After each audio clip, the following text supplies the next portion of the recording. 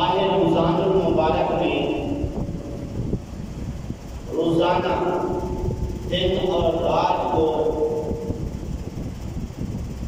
1,00,000 لوگوں کو اللہ تعالیٰ دوزخ سے آزادی عطا فرماتا ہے۔ اور شب قدر میں جتنے لوگوں کو شب قدر سے پہلے ماہ رمضان المبارک میں دوزخ سے اللہ تعالیٰ آزاد فرماتا ہے، اتنی تعداد میں شب قدر میں لوگوں کو دوزخ سے آزادی عطا فرماتا ہے۔ اور جب عید الفطر کا دن آتا ہے، اس دن کو ماہ رمضان المبارک میں جتنے لوگوں کو دوزخ سے آزاد کیا جاتا ہے، اتنی تعداد کے مطابق اس عید الفطر کے دن میں دوزخ سے آزاد اللہ تعالیٰ لوگوں کو فرماتا ہے اور دوزخ سے لوگوں کو آزادی عطا فرماتا ہے۔ مزید جو لوگ ابھی نماز عید پڑھنے کے لیے آ چکے ہیں، آئیں گے یا کہیں کے بھی نماز عید پڑھنے کے لیے تشریف لے جائیں گے، ایسے لوگوں کے لیے آقا کریم صلی اللہ علیہ وسلم کا یہ فرمان حضرت عبداللہ بن مسعود رضی اللہ تعالی عنہ فرماتے ہیں، آقا کریم صلی اللہ علیہ وسلم نے ارشاد فرمایا، جب لوگ نماز عید پڑھنے کے لیے عیدگاہ پر پہنچ جاتے ہیں، اللہ تبارک و تعالی فرشتوں کو فرماتا ہے، میرے فرشتوں، ہر ایک مزدور کی مزدوری ہوتی ہے، وہ اپنی مزدوری لینے کی کوشش کرتا ہے، میرے فرشتوں، میرے یہ بندے ماہ رمضان المبارک میں روزے رکھ کے عبادتیں ریاضتیں کر کے محنت مشقت کر کے آج یہاں پہ اکٹھے ہیں، جمع ہیں اور یہ اپنی مزدوری لینا چاہتے ہیں، اے میرے فرشتوں، تم گواہ ہو جاؤ، میں نے ان لوگوں کو ماہ رمضان المبارک کی محنت مشقت روزے رکھنے عبادات و ریاضات کرنے کے صلے میں جو مزدوری دینی ہے وہ یہ ہے کہ میں نے ان لوگوں کو بخش دیا ہے۔ سبحان اللہ۔ تو یہ دن بڑا ہی بابرکت دن ہے، لیکن ان لوگوں کے لیے جنہوں نے ماہ رمضان المبارک میں محنت کی، مشقت کی، روزے رکھے، اپنے گناہوں کی معافی مانگی اور اللہ تعالیٰ کی پاک بارگاہ میں گر گرائے، ایسے لوگوں کے لیے اللہ کی طرف سے فرشتوں کو کیا حکم ہوتا ہے، میرے فرشتوں، تم گواہ ہو جاؤ، میں نے ان لوگوں کو بخش دیا ہے۔ پھر جب نماز عید لوگ پڑھ لیتے ہیں، اس کے بعد پھر آواز دینے والا آواز دیتا ہے، اے امت محمدیہ، اب تم اپنے گھروں کو اس طرح لوٹ جاؤ کہ تمہیں بخش دیا گیا ہے، تم بخشے بخشائے اب اپنے گھروں کو لوٹ جاؤ۔ اور یہ بھی میں عرض کرتا چلوں، جو لوگ ماہ رمضان المبارک میں غافل رہے اور سست رہے، روزے نہیں رکھے، عبادات و ریاضات نہیں کی، ان کے لیے بھی آج موقع ہے اپنے رب تعالیٰ کی بارگاہ میں توبہ کر لیں اور اپنی سستی کی اللہ تعالیٰ سے معافی مانگیں، رب تعالیٰ سے اب وعدہ کریں کہ اے پروردگار، ہم نے تیرے مہمان ماہ رمضان المبارک کی کوئی عزت نہیں کی اور اس کا حق ادا نہیں کیا، اب ہم تیری بارگاہ میں گزارش کرتے ہیں، جو روزے ہم نہیں رکھ سکے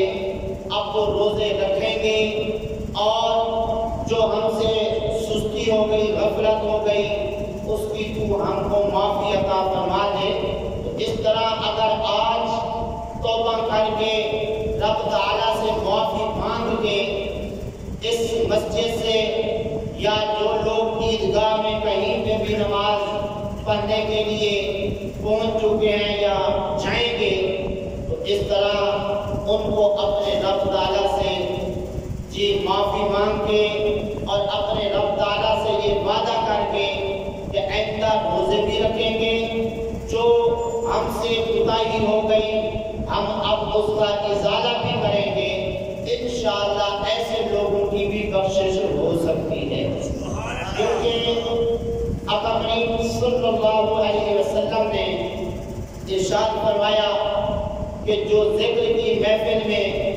لوگ شریک ہوتے ہیں تو اللہ تعالیٰ ان کی بخشش فرما دیتا ہے۔ آقا کریم صلی اللہ علیہ وسلم سے عرض کی گئی، آقا کچھ لوگ ذکر کے لیے محفل میں نہیں آتے، ویسا چلتے چلتے وہاں بیٹھ گئے، ان کے لیے کیا حکم ہے؟ آقا کریم صلی اللہ علیہ وسلم نے فرمایا کیونکہ وہ ذکر کرنے والوں کے ساتھ بیٹھ کے اللہ نے ان کی بھی بخشش فرما دی ہے۔ اس طرح نماز عید پڑھنے کے لیے جو حضرات تشریف لائے، اگرچہ ماہ رمضان المبارک میں روزے نہیں رکھے اور نمازیں نہیں پڑھی اور سستی کا مظاہرہ کیا، لیکن اب بھی اگر توبہ استغفار کر لیں اور اس نماز عید میں شریک ہو جائیں، انشاءاللہ اللہ پاک اپنے فضل و کرم سے روزے رکھنے والوں، ماہ رمضان المبارک میں تراویح کی نماز اور باقی عبادات و ریاضات کرنے والوں کے ساتھ بیٹھیں گے، انشاءاللہ ان کی برکت سے اللہ ان کی بھی بخشش فرما دے گا۔ بہرحال آج کا دن بڑا ہی بابرکت دن ہے، بڑی فضیلت والا دن ہے، لیکن حضرات گرامی یہ بھی ذہن میں رکھیے، ذہن نشین فرما لیجیے کہ آج کا یہ جو دن ہے یہ نئے کپڑے اور کھانے پینے کا دن نہیں ہے، یہ دن قبر کی فکر کا بھی ہے، آخرت کی فکر کا دن بھی ہے، اور اس بات کے فکر کرنے کا دن بھی ہے کہ سوچیں ہم نے اگرچہ روزے رکھے، نمازیں پڑھی، باقی عبادات اور ریاضات کی، کیا معلوم کہ ہماری وہ عبادات ریاضات روزے قبول بھی ہوئے ہیں یا نہیں؟ کیونکہ بڑے بڑے لوگ جن کے لیے اللہ تعالیٰ نے جنت کا وعدہ کر رکھا ہے، ان کی فکر، ان کی سوچ کو اگر ہم تھوڑا سا دیکھ لیں گے تو پھر سمجھ آ جائے گی کہ آج کا دن صرف کھانے پینے کا دن نہیں ہے بلکہ آخرت کی فکر کا دن بھی ہے۔ آئیے ذرا توجہ سے سماعت فرمائیے، حضرت عمر فاروق رضی اللہ تعالی عنہ جو ہمارے آقا کریم صلی اللہ علیہ وسلم کی مراد ہیں، آقا کریم صلی اللہ علیہ وسلم نے جن کو اللہ تعالیٰ سے مانگا تھا وہ حضرت عمر فاروق رضی اللہ تعالی عنہ، جو ایک عورت کے تیل زمین پر گرنے پر اور زمین کے چوس جانے پر آرڈر جاری فرمایا، اے زمین کیا تجھ پر عمر عدل و انصاف نہیں کر رہا، لہذا جلدی کر اس عورت کا تیل واپس اگل دے۔ چنانچہ حضرت عمر فاروق رضی اللہ تعالی عنہ کے یہ فرمانے پر زمین نے تیل اگل دیا اور عورت نے اپنی بوتل میں لے لیا۔ وہ حضرت عمر فاروق رضی اللہ تعالی عنہ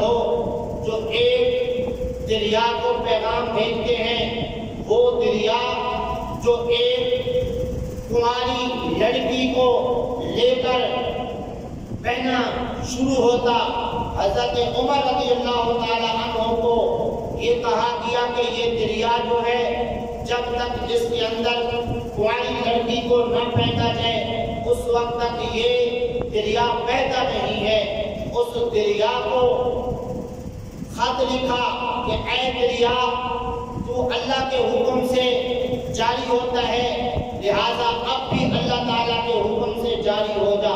حضرت عمر فاروق رضی اللہ تعالیٰ عنہ کے اس خط کے پہنچنے کے بعد وہ دریا جاری و ساری ہوا، اور کہتے ہیں اب تک وہ دریا بند نہیں ہوا۔ وہ حضرت عمر فاروق رضی اللہ تعالیٰ عنہ بیٹھے رو رہے تھے۔ لوگوں نے کہا قبلہ آج تو عید کا دن ہے، لوگ خوشیاں منا رہے ہیں، آپ رو رہے ہیں۔ حضرت عمر فاروق رضی اللہ تعالیٰ عنہ نے فرمایا اے لوگوں، یہ دن خوشی کا بھی ہے، یہ دن جو ہے فکر کا بھی ہے۔ ان لوگوں کے لیے یہ خوشی کا دن ہے جن کے روزے نمازیں قبول ہو گئے، اور ان لوگوں کے لیے یہ فکر کا دن ہے جن کی نمازیں روزے قبول نہیں ہوئے۔ لیکن چونکہ یہ دن ہے،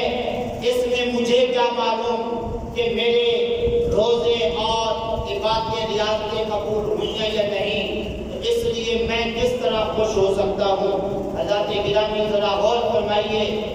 کہ جن کے لیے اللہ تعالیٰ نے جنت کا وعدہ کر دیا ہو، اور آقا کریم صلی اللہ علیہ وسلم نے کئی بار جن کو جنت کی خوشخبری دی ہو، ان لوگوں کا یہ حال ہے کہ عید کا دن جو ہے وہ روتے ہوئے گزار رہے ہیں، آخرت کی فکر میں گزار رہے ہیں۔ حضرات گرامی، اگر ہم لوگ اپنے اکابر کو، بڑوں کو دیکھیں، ان کی زندگی کس طرح آخرت کے بارے میں گزری ہے اور کس سوچ و بچار میں انہوں نے آخرت کی زندگی گزاری۔ حضرت عائشہ صدیقہ رضی اللہ عنہا جو بہت بڑی عالمہ تھی، بہت بڑی مفسرہ تھی، اور وراثت کے اندر بہت ماہر تھی، علم دوست تھی۔ آقا کریم صلی اللہ علیہ وسلم ان سے اس لیے محبت فرماتے کہ یہ علم دوست تھی۔ وہ حضرت عائشہ صدیقہ رضی اللہ عنہا جو عالمہ بھی تھی، جو ام المؤمنین بھی تھی، مومنوں کی میں بھی تھی، اور آقا کریم صلی اللہ علیہ وسلم کی زوجہ محترمہ جن سے آقا کریم صلی اللہ علیہ وسلم کو اس لیے زیادہ پیار تھا کہ یہ علم دوست تھی۔ لیکن ذرا ان کی یہ جو بات میں عرض کرنے لگا ہوں، ذرا غور سے سنیے اور اسے ذہن نشین فرمائیے۔ حضرت عائشہ صدیقہ رضی اللہ عنہا فرماتی ہیں آقا کریم صلی اللہ علیہ وسلم کی بارگاہ میں ایک دن میں نے عرض کی آقا آپ نے ارشاد فرمایا ہے کہ قبر کے اندر قبر جو ہے مومن کو دباتی ہے۔ آقا جب سے میں نے یہ آپ کا فرمان سنا میری نیند اڑ گئی ہے کہ قبر کے اندر کیا ہوگا۔ تو ذرا غور فرمائیے، آج کل ہم صبح شام نہ جانے کتنی نعمتیں استعمال کر لیتے ہیں، اور اللہ تعالیٰ کی دی ہوئی مال و دولت سے نہ جانے کیا کیا ہم لے کر کھاتے بھی ہیں، استعمال بھی کرتے ہیں۔ کبھی یہ بھی سوچا آخر مرنا بھی ہے، قبر بھی آنی ہے، قبر میں بھی جانا ہے، قبر کے اندر جا کے جواب دینا ہے، میدان محشر کے اندر اللہ کے حضور حاضر ہونا ہے، وہاں اپنی زندگی کے جو اعمال ہیں ان کا حساب دینا ہے۔ تو کیا اس طرف توجہ کی؟ اگر نہیں کی تو آج ہی یہ فکر کر لیں، یہ سوچ اپنے ذہن میں لے آئیں کہ آخر مرنا ہے، جانا ہے قبر کے اندر۔ حضرت عائشہ صدیقہ رضی اللہ عنہا یہ ام المومنین ہیں جن کے لیے جنت کا وعدہ کر دیا گیا ہے، لیکن ان کی صورتحال دیکھیے۔ آپ فرماتی ہیں کہ آقا جب سے آپ نے فرمایا کہ مومن کو قبر دباتی ہے، اس وقت سے میری نیند اڑ گئی ہے۔ حضرات گرامی، آج ہمارا حال یہ ہے کہ اگر روزگار نہ ملے اور اگر گھر کے چور اٹھا کے لے جائے، کوئی ڈکیتی کر کے لے جائے، ہمیں نیند نہیں آتی ہے، اتنا ہمارا نقصان ہو گیا اور اتنا ہمارا مال چور اور ڈکیت اٹھا کے لے گئے، لیکن ہماری آخرت کے بارے میں کوئی سوچ نہیں ہے، کوئی فکر نہیں ہے۔ اگر سوچ ہے، کوئی فکر ہے تو وہ دنیاوی ہے کہ اگر تھوڑا سا نقصان ہو جائے، بندے کے چہرے کا رنگ اڑ جاتا ہے اور کمزوری جسم کے اندر پیدا ہو جاتی ہے، چند دنوں کے اندر صورتحال جو ہے وہ جسمانی بندے کی کیا سے کیا ہو جاتی ہے۔ لیکن کبھی یہ بھی سوچا یہ دنیا کی زندگی چند دن کی زندگی ہے، اس کے لیے اتنا کچھ کمایا، اگر اس کے اندر نقصان ہو گیا تو اس کی کتنی فکر کی، حالانکہ دنیاوی نقصان ہونے پر اگر روئیں گے، پیٹیں گے، پریشان ہوں گے، اس کا کوئی فائدہ نہیں ہوگا، الٹا نقصان ہوگا۔ جیسا کہ آقا کریم صلی اللہ علیہ وسلم نے ارشاد فرمایا کہ جو بندہ دنیاوی نقصان ہونے پر پریشان غمگین ہوگا، وہ ایسی صورت میں ایسے آدمی کو جہنم کے 1000 سال کی مسافت قریب کر دیا جائے گا۔ ذرا غور تو فرمائیے، دنیاوی نقصان ہونے پر کتنی فکر ہوتی ہے، کتنا افسوس ہوتا ہے، حالانکہ دنیاوی نقصان ہونے پر افسوس کرنے میں بہت بڑا نقصان ہے کہ آدمی جو ہے وہ دوزخ سے 1000 سال کی مسافت قریب ہو جاتا ہے۔ لیکن اگر کوئی دینی نقصان ہو جائے، اس پر پریشان ہو، مثلاً روزے نہیں رکھ سکے، اب سوچیں، غور و فکر کریں، افسوس کریں، میری زندگی کے اندر یہ ماہ رمضان آیا، اس کے اندر روزے کیوں رہ گئے، میں نمازیں کیوں نہیں پڑھ سکا، تہجد کی نماز کیوں نہیں پڑھ سکا، میری اشراق کی نماز کیوں رہ گئی، اور فلاں فلاں میری نیکی کیوں رہ گئی۔ اگر اس پر افسوس کرتے ہیں، آقا کریم صلی اللہ علیہ وسلم کی طرف سے ہمارے نام آئی ہوئی خوشخبری ذرا سن لیجیے۔ آقا کریم صلی اللہ علیہ وسلم نے فرمایا دینی نقصان ہونے پر اگر کوئی غمگین پریشان ہوگا، افسوس کرے گا، ایسے آدمی کو اللہ تبارک و تعالی جنت کے 1000 سال کی مسافت قریب کر دے گا۔ غور فرمائیے، ایسے لوگ جن کو دنیا کی تو فکر ہے، اپنے مال و دولت کمانے کی تو فکر ہے اور دنیاوی لالچ ہے، لیکن انہیں آخرت کی کوئی فکر نہیں ہے، ایسے لوگوں کے لیے یہ بڑا بہترین حضرت عائشہ صدیقہ رضی اللہ عنہا کا عمل اور فرمان کہ آقا میں نے جب سے یہ فرمان سنا ہے مومن کو قبر دباتی ہے، اس وقت سے میری نیند اڑ گئی ہے۔ تو آج ہم ہیں دنیا کے نقصان ہونے پر اور روزی نہ ملنے پر ہمیں نیند نہیں آتی، ساری رات جاگتے ہوئے گزر جاتی ہے، آج ہماری دہاڑی نہیں لگی، آج مزدوری نہیں ملی، آج فلاں فلاں نقصان ہو گیا۔ تو اس طرح دنیاوی فکر تو اتنی، لیکن آخرت کی فکر کتنی ہے۔ حضرات گرامی، ایک اور خوبصورت بات اور دل کو ہلا دینے والی بات سنیے۔ آقا کریم صلی اللہ علیہ وسلم کی پاک بارگاہ میں ایک صحابی رسول حاضر ہوا کرتے تھے۔ 3 دن آقا کریم صلی اللہ علیہ وسلم کی بارگاہ میں وہ حاضر نہ ہو سکے۔ آقا کریم صلی اللہ علیہ وسلم کی پاک بارگاہ میں جب 3 دن کے بعد حاضر ہوئے، ان کے چہرے کا رنگ اڑا ہوا تھا، ان کی جسمانی حالت کمزور ہو چکی تھی، حال سے بے حال تھے۔ آقا کریم صلی اللہ علیہ وسلم نے فرمایا میرے غلام کیا ہوا، آپ کی حالت کمزور نظر آ رہی ہے، آپ کے چہرے کا رنگ اڑا ہوا ہے۔ عرض کرتے ہیں آقا میں ایک اونٹ خرید کر کے لایا تھا، وہ اونٹ گم ہو گیا، اس کو تلاش کرتے کرتے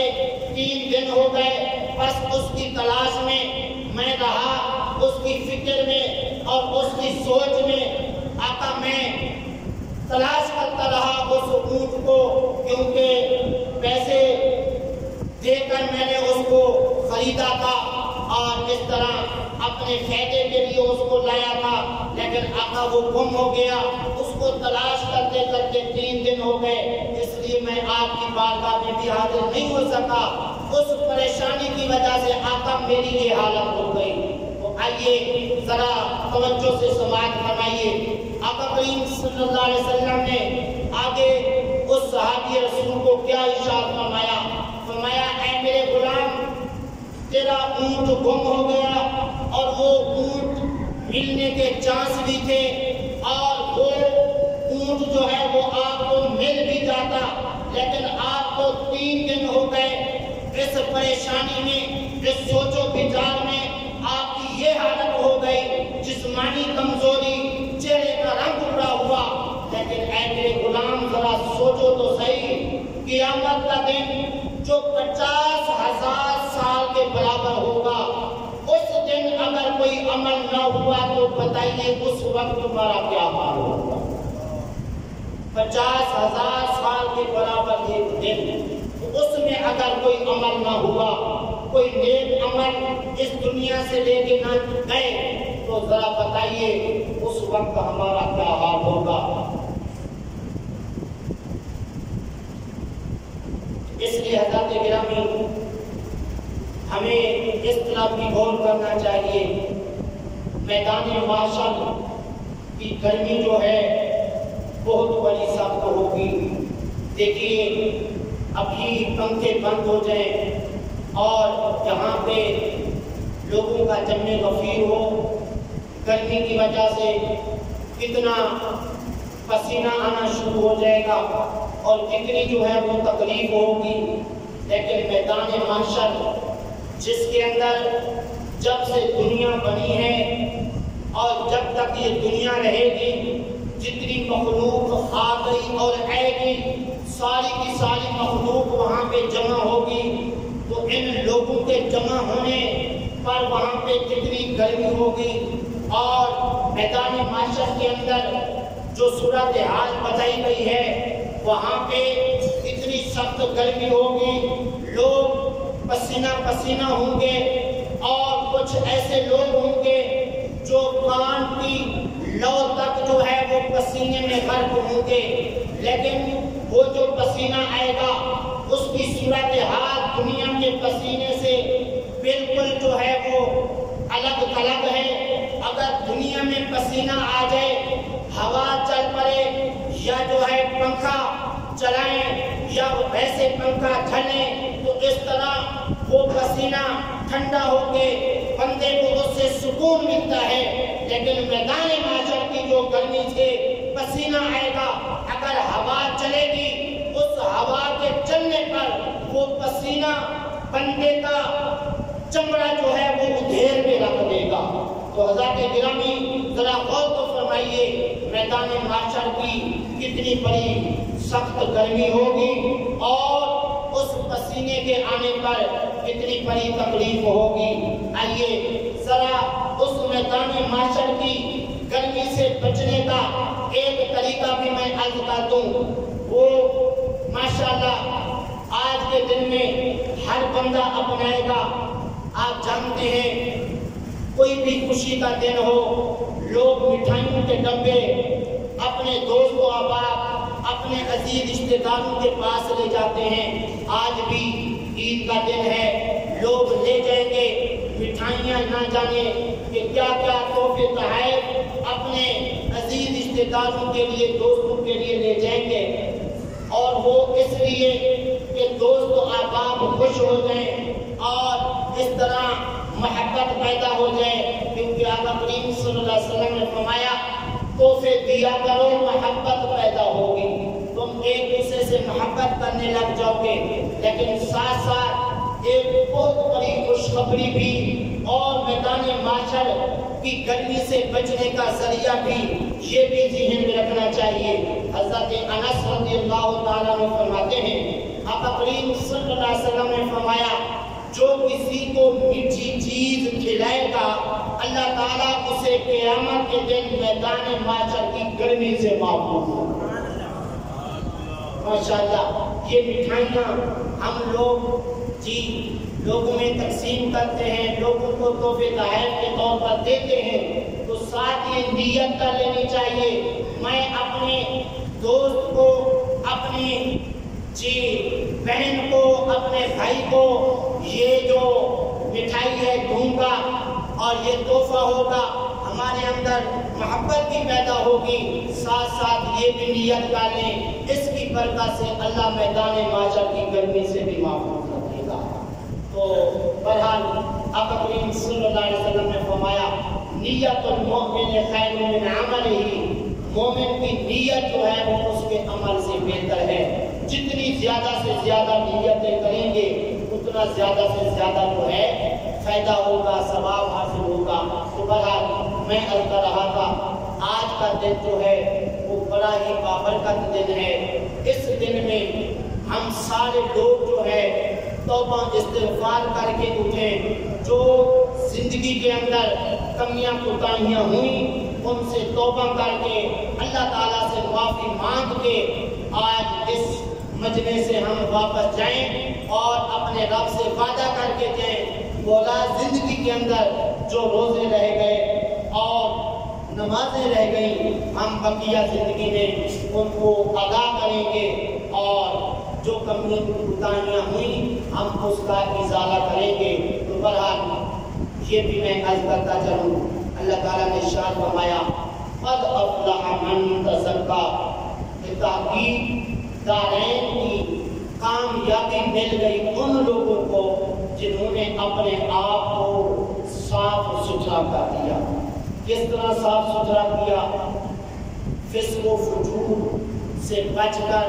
یا فسق و فجور اور گناہ اور برائیاں کرنے کے بعد اللہ تعالیٰ سے معافی مانگی اور توبہ استغفار کی، اور اسی طرح صدقہ فطر جو ہے یعنی فطرانہ جو ہے وہ ادا کر دیا۔ اس طرح صدقہ فطر ادا کرنے والے جو لوگ ہیں اللہ فرماتا ہے انہیں بھی دارین میں کامیابی مل جاتی ہے۔ اس لیے جو حضرات ابھی تک صدقہ فطر یعنی فطرانہ ادا نہیں کر سکے، ابھی نماز عید سے پہلے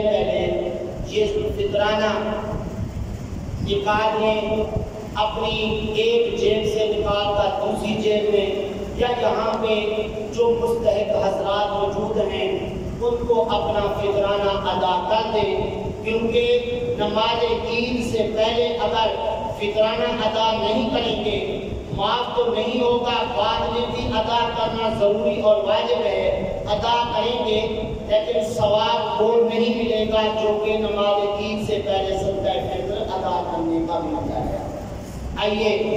ذرا ایک حدیث پاک سنیے۔ حضرت عثمان رضی اللہ تعالی عنہ جن کو قبر کی جتنی فکر تھی، قبر کا جیسے ذکر ہوتا آپ اتنا روتے آپ کی داڑھی مبارک آنسوں سے بھیگ جاتی تھی، تو آپ سے پوچھا جاتا جنت کا ذکر ہوتا ہے، دوزخ کا ذکر ہوتا ہے، آپ کتنے نہیں روتے جتنی قبر کے ذکر کرنے پر آپ روتے ہیں۔ فرمانے لگے لوگوں آقا کریم صلی اللہ علیہ وسلم نے فرمایا کہ قبر جو ہے آخرت کی منزلوں میں سے ایک منزل ہے، جو اس منزل سے آسانی سے گزر گیا اور اس منزل میں اسے کامیابی مل گئی، باقی منزلوں کے اندر اسے پتری کے اولا آسانی ہوگی اور وہ کامیاب ہو جائے گا۔ وہ حضرت عثمان رضی اللہ تعالیٰ عنہ آقا کریم صلی اللہ علیہ وسلم کی پاک بارگاہ میں عرض کرنے لگے آقا میں نماز عید سے پہلے فطرانہ نہیں ادا کر سکا، لیکن بعد میں وہ فطرانہ بھی دیا، ایک غلام بھی آزاد کیا اس کے کفارے میں۔ آقا کریم صلی اللہ علیہ وسلم نے فرمایا اے عثمان اگر آپ 100 غلام بھی آزاد کرتے پھر بھی آپ کو وہ ثواب نہ ملتا جتنا کہ نماز عید سے پہلے فطرانہ ادا کرنے کا ملتا تھا۔ اس لیے ہر نیکی کا ایک وقت ہے، اس وقت کے اندر اگر کریں گے تو اس کا ثواب سبحان اللہ کی سوچ سے بھی زیادہ ملتا ہے۔ حضرت عبداللہ بن رواحہ رضی اللہ تعالیٰ عنہ، میں ایک وقت کی بات کر رہا ہوں، اگر وقت پہ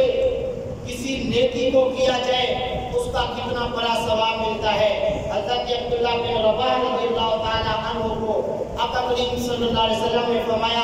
اے عبداللہ یہ جنگ کے لیے لوگ جا رہے ہیں، آپ بھی ساتھ چلے جائیں۔ حضرت عبداللہ بن رواحہ رضی اللہ تعالیٰ عنہ فرماتے ہیں، اتفاق ایسا وہ دن جمعہ کا تھا، میں نے غنیمت سمجھی، چلے حضور کے پیچھے نماز جمعہ بھی پڑھ لیتا ہوں اور پیچھے پہ جنگ کے لیے بھی۔ قبل اس کے لیے میں اپنی بات پوری کروں کہ آپ دیکھ رہے ہیں کہ حضرات جھولی دے رہے ہیں اور یہ مسجد کے حفاظ کے لیے اور تین امام ہیں اور ساتھ مؤذن ہیں، نئے امام ہوں، ان سب حضرات کے لیے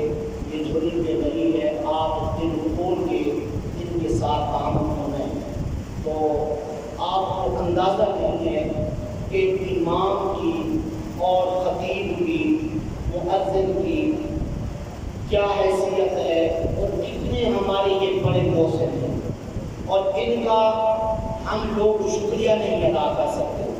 آئیے ابن ماجہ شریف کی ایک حدیث پاک میں سن لیجیے، پھر اندازہ ہو جائے گا کہ امام صاحب، خطیب صاحب، مؤذن صاحب ہمارے کتنے بڑے محسن ہیں اور کتنا ہم ان کا جو ہے وہ اس دور میں شکریہ ادا کرتے ہیں۔ حضرت عبدالرحمن فرماتے ہیں، میرے والد گرامی کی نظر کمزور ہو گئی تھی، وہ صحابی رسول تھے۔ جب نماز جمعہ کے لیے میں ان کو مسجد میں لے جاتا اور اذان جمعہ ہوتی تو میرے والد گرامی حضرت اسعد بن زرارہ رضی اللہ تعالیٰ عنہ کے لیے دعائے خیر کرتے۔ کیا دعا کرتے؟ اے اللہ اسعد بن زرارہ کی بخشش فرما، ان پر رحم فرما۔ ایک عرصے تک تو میں سنتا رہا، ایک دن میرے دل میں خیال آیا، ابا جی سے پوچھوں تو صحیح کہ یہ خاص طور پہ ہر جمعے کو حضرت اسعد بن زرارہ رضی اللہ تعالیٰ عنہ کے لیے دعائے خیر کیوں کرتے ہیں؟ میں نے پوچھا قبلہ آپ ہر جمعے کو اذان جمعہ سنتے ہی حضرت اسعد بن زرارہ رضی اللہ تعالیٰ عنہ کے لیے دعائے خیر کرتے ہیں، اس کی کیا وجہ ہے؟ میرے والد گرامی نے فرمایا، اے میرے بیٹے، حضرت اسعد بن زرارہ رضی اللہ تعالیٰ عنہ نے ایک مرتبہ ہمیں نماز جمعہ پڑھائی تھی۔ کیا کیا تھا؟ نماز جمعہ ایک مرتبہ پڑھائی تھی۔ ایک مرتبہ نماز جمعہ پڑھانے پر ان کا ہم پہ اتنا احسان ہے، ہم ان کے احسان کا بدلہ نہیں چکا سکتے۔ اس لیے آقا کریم صلی اللہ علیہ وسلم نے فرمایا کہ جو تم پہ احسان کرے تم اس کے لیے دعائے خیر کرو، یہاں تک کہ تمہیں یقین ہو جائے کہ تم نے اس کے احسان کا بدلہ چکا لیا ہے۔ حضرات گرامی، صحابی رسول اگر ایک مرتبہ نماز جمعہ پڑھیں، ان کے لیے صحابہ کرام زندگی بھر دعائیں کریں، ان کا احسان کا بدلہ دینے کے لیے آج ہم جو ہیں اپنے ائمہ کرام کی کیا حیثیت سمجھتے ہیں، کیا ان کو عزت دیتے ہیں، کیا ان کا مقام سمجھتے ہیں۔ تو اس لیے حضرات گرامی، یہ بھی ایک احسان کے بدلے کا چکانا ہے کہ ان ائمہ کرام کے ساتھ حسن سلوک کریں اور مالی تعامل کریں۔ یاد رکھیے کہ جب امام معاشی طور پہ خوش ہوگا، معاشی طور پہ کوئی پریشانی نہیں ہوگی، خشوع خضوع کے ساتھ نماز پڑھے گا اور آخرت کی فکر میں اور اللہ تعالیٰ کے خوف میں نماز پڑھے گا، وہ نماز خشوع خضوع والی ہوگی اور وہی نماز جو ہے بندے کے کامیاب ہونے کا سبب بنے گی۔ قد افلح المؤمنون الذین هم فی صلاتهم خاشعون۔ اللہ فرماتا ہے کہ کامیاب ہیں وہ مومن لوگ جو اپنی نمازوں کے اندر کیا کرتے ہیں؟ خشوع کرتے ہیں، خشوع خضوع کے ساتھ نماز پڑھتے ہیں۔ اگر ایک امام کی تنخواہ آج کل کے دور میں کتنی ہوگی آپ کے خیال کے مطابق؟ ذرا بولیے، کوئی تو بول رہے کتنی تنخواہ ہوگی اس مسجد میں چلتے ہوئے؟ جی 15,000۔ ایک مزدور آدمی روزانہ کتنا کماتا ہے؟ 1,000 روپے تو کماتا ہے۔ ایک عام مزدور کی تنخواہ کتنی ہے؟ 30,000 ماہ۔ جو امام صاحب 24 گھنٹے ادھر ڈیوٹی دیتے ہیں، اگر 1 منٹ کے لیے لیٹ ہو جائیں تو سارے لوگ سر پہ ہاتھ رکھ لیتے ہیں، سارے دیکھنا شروع ہو جاتے ہیں کہ امام صاحب کہاں گئے، امام صاحب کہاں ہو گیا ہے جی۔ تو تنخواہ کتنی دیتے ہیں؟ باتیں ایمان کے متعلق کتنی کرتے ہیں؟ ایسی باتیں کرتے ہیں اگر ہم میں سے کسی کو ایسی باتیں سننے کو مل جائے شاید دل بھی پھٹ جائے۔ حضرات گرامی، خدا کے لیے آج ہر بندہ چاہے لاکھوں روپے اس کی آمدنی ہو، پھر بھی وہ چاہتا ہے میرے بیٹے کو ترقی ملنی چاہیے۔ یہ جو جناب 2 لاکھ 3 لاکھ تنخواہ مل رہی ہے یہ تو بہت کم ہے، زیادہ ملنی چاہیے۔ اگر آج ایک آدمی کہہ دے انتظامیہ کو یا دوسروں کو، ادھر کی بات میں نہیں کر رہا، ادھر تو ماشاءاللہ نیک لوگ ہوں گے اور کئی ہزار ماشاءاللہ جی یہاں کے اماموں کو تنخواہیں دیتے ہوں گے۔ میں اپنے بھاولپور شہر کی بات کر رہا ہوں، وہاں پہ امام کی تنخواہ بھی بہت کم، اور ماہ رمضان میں اگر 27ویں کو جی خدمت کرنے کی بجائے پہلے کہہ دے کوئی میاں جو کچھ دینا امام صاحب کو دے دو، نہیں، امام صاحب کیا کریں گے پیسے، اور اتنے پیسے اکٹھے کر کے کیا کریں گے؟ کیونکہ امام تو فرشتہ ہے، کھانے سے بھی پاک، اس کے بچے بھی نہیں ہیں اور ماں باپ بھی نہیں ہیں، اس نے کیا کرنا ہے؟ کوئی انسان تھوڑی ہے، وہ تو فرشتہ ہے جی۔ حضرات گرامی، بعض اوقات تنخواہ مقرر کرتے ہوئے نا لوگ کہتے ہیں امام صاحب کو، مولوی صاحب تنخواہ آپ کی مثلاً 15,000 روپے،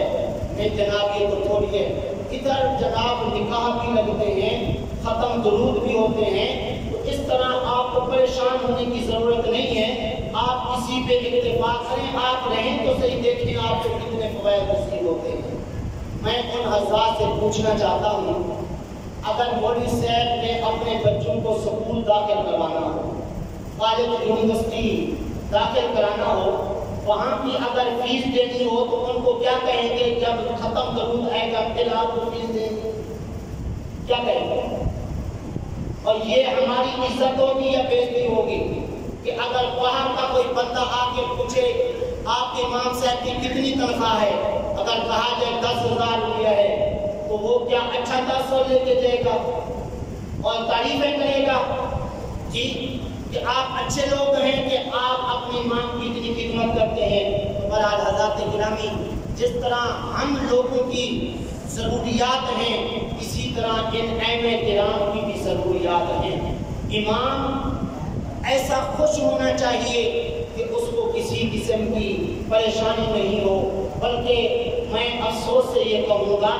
کہ آج کل اگر امام نماز میں بھولنا شروع ہو جائے تو لوگ کہتے ہیں امام بھولنا شروع ہو گیا لہذا اس کی چھٹی کراؤ، کوئی اور امام لے آؤ جو نماز کے اندر بھولے نہیں۔ لیکن یہ نہیں کہتے امام صاحب آپ کے بھولنے کی وجہ کیا ہے، ہم وہ وجہ ہی آپ کی دور کر دیتے ہیں۔ ایک بادشاہ تھا عالمگیر، اس کے امام صاحب بھول گئے تو بادشاہ نے پوچھا کیوں بھولے، کہا کہ تنخواہ تھوڑی ہے اور اخراجات زیادہ ہیں۔ بادشاہ نے کہا جتنی آپ کو ضرورت ہے ہم اتنی تنخواہ بڑھا دیتے ہیں۔ تو آج کل تنخواہ بڑھانے کی بجائے مولوی صاحب کی چھٹی کرا دی جاتی ہے۔ تو حضرات گرامی، ہمیں کوشش کرنی چاہیے اپنے امام صاحب کو ہر حوالے سے خوش رکھنا چاہیے تاکہ وہ اس طرح گلی کوچوں میں جا کے ٹیوشنیاں پڑھا کے اور اس طرح جو ہے وہ گھوم پھر کے اپنا گزر اوقات نہ کرے۔ جب اچھی تنخواہ ہر مسجد والا اپنے امام کو دے گا انشاءاللہ نمازیں بھی صحیح ہوں گی، خشوع کے ساتھ نماز بھی پڑھیں گے۔ تو ایک لطیفہ مشہور ہے کہ ایک امام صاحب کو 2 مہینے کی تنخواہ نہیں دی گئی تو اس کو چھٹی بھی کرا دی گئی۔ جب تنخواہ مانگی تو کہا کوئی تنخواہ نہیں ہے. امام صاحب کہنے لگے چلے تنخواہ نہیں ہے تو 2 مہینے میں نے بھی نماز دے دی پڑھائی. ٹھیک ہے. اس لیے حضرات گرامی ذرا سوچئے، جب تک ہم اپنے امام کی قدر نہیں کریں گے، عزت نہیں کریں گے، اس صورت میں ہماری نمازوں کے اندر بھی مسئلہ ہو سکتا ہے. لہٰذا ہمیں پھر گزارش کروں گا اپنے اہم کرام کے ساتھ اس سلوک سے پیش آئیں. باقی کہنے تو بہت کچھ کہنا تھا، یہ جو ایک حدیث پاک عرض کر رہا تھا وہ پوری کر کے میں اپنی بات ختم کرنا چاہتا ہوں. حضرت عبداللہ بن رواح نے کہا کہ میں نماز جمعہ حضور کے پیچھے پڑھنے کے لیے جنگ کے لیے قافلہ جو جا رہا تھا ان کے ساتھ نہ کیا. میں نے کہا نماز جمعہ پڑھنے چلا جاؤں گا. جب نماز جمعہ پڑھی آقا کریم صلی اللہ علیہ وسلم نے فرمایا عبداللہ ہم نے آپ کو جنگ کے لیے قافلے کے ساتھ جانے کا کہا تھا، میں نہیں. میں نے عرض کیا آقا میں نے خلیفہ سمجھی آج جمعہ کا دن ہے، میں نے کہا نماز جمعہ آپ کے پیچھے پڑھ لوں گا، پھر پیچھے اس قافلے کے ساتھ بھی پہنچ جاؤں گا، جنگ میں بھی شریک ہو جاؤں گا. آقا کریم صلی اللہ علیہ وسلم نے فرمایا اے عبداللہ نماز جمعہ سے پہلے ہم نے آپ کو جانے کا فرمایا تھا، آپ اگر چلے جاتے تو آپ کے لیے بہتر تھا. کیا بہتر تھا؟ آقا کریم صلی اللہ علیہ وسلم نے فرمایا اے عبداللہ اب آپ پوری روئے زمین اگر آپ کے قبضے میں ہو اور ساری کی ساری زمین آپ اللہ کی راہ میں صدقہ کر دیں، آپ کو اب وہ ثواب نہیں ملے گا جتنا نماز جمعہ سے پہلے ہمارے کہنے پر چلے جانے سے ملے گا. اس لیے نیکی کا ایک وقت ہوتا ہے، اب بھی اگر صدقہ فطر نماز عید سے پہلے ادا کر دیں گے تو بہت زیادہ ثواب ملے گا، بعد میں ادا کریں گے تو ثواب کم ملے گا. دعا ہے اللہ تعالیٰ کی بارگاہ میں جو کچھ کہا اللہ عمل کی